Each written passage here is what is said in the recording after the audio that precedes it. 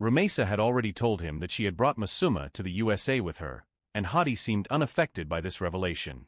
Both Rumeysa and Rafiq were overjoyed to see Hadi, and they welcomed him with open arms. That day, they talked late into the night, catching up on all that had happened in their lives. Rumeysa had prepared Hadi's favorite meal with her own hands, and they all enjoyed a delicious dinner together. Due to shyness and the desire not to disturb Hadi's family reunion, Masuma rarely appeared in front of him. Days went by, and Hadi seemingly ignored Masuma as if she didn't exist. Even though it didn't bother Masuma, who considered it to be a part of Hadi's personality, Rumeysa had noticed this behavior. She decided to address the situation and speak to Hadi. When she went to his room, he was busy doing something on the laptop. "So what have you thought about Masuma, Hadi?" Rumeysa asked, her voice laced with concern. "What's there to think about her?" Hadi replied, his eyes still fixed on his laptop screen, his tone dismissive. Rumeysa's heart sank. She had hoped that Hadi would show some interest in Masuma, but his indifference was disheartening. "What do you mean?" "She is your wife," she said, trying to hide her disappointment. "Take her out, spend time with her. Get to know her better." Hadi chuckled, a forced sound that echoed in the silence of the room. Taking a sip from his juice bottle, he said, "Mama, what misunderstanding are you in?" "Wife.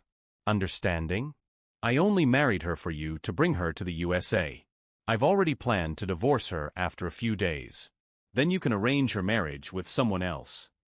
Rumeysa's eyes widened in disbelief. "What are you saying, Hadi?" she exclaimed, her voice trembling with emotion. "You said it yourself, Mama," Hadi replied, his tone casual and devoid of any remorse. "If I don't like her, I can divorce her." "Yes, I said that," Rumeysa admitted, her voice catching in her throat. "But what about her? Didn't you like her?" Hadi scoffed. "What's there to like about her?" he asked, his voice laced with disdain. "There is no sense of dressing, no manners, no way of speaking. Even her appearance isn't pleasing. What can I possibly like about her?" Rumeysa's heart ached for Masuma. She knew that her daughter-in-law was far from perfect, but she didn't deserve to be treated with such disrespect.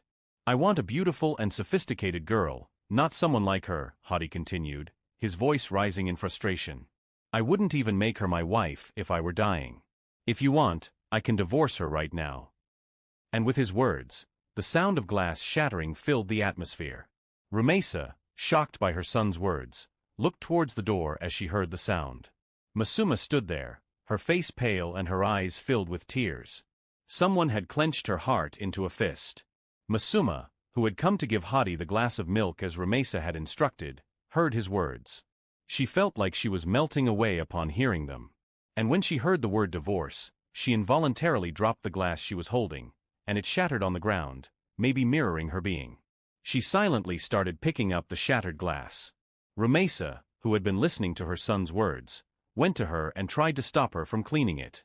She didn't want her dear daughter's hands to get hurt by the glass. But Masuma didn't listen and continued to clean the glass.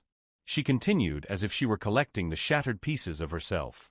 Both Rumeysa and Masuma had their eyes fixed on the ground. Both were avoiding each other's gaze. Both had tears in their eyes. Hadi, being careless, locked the door. In the later days, Rumeysa didn't talk to him, and Masuma became quiet. Rafiq sensed the tension, but there was nothing he could do. Hadi left, and with the passing days, everything became fine. Years passed. Rumeysa used to video chat with Hadi every night. There was not very much time left for Hadi's graduation. That evening, Hadi was having a conversation with Rumeysa. He was telling her about his return, when he heard a voice saying, "Mama, can I go now?" Rumeysa turned her phone towards Masuma unconsciously, and Hadi's gaze followed where Masuma was standing. She was wearing a yellow-colored salwar suit adorned with artificial flower earrings, a floral crown on her head, pink lip gloss on her lips, and light makeup enhancing her pure face.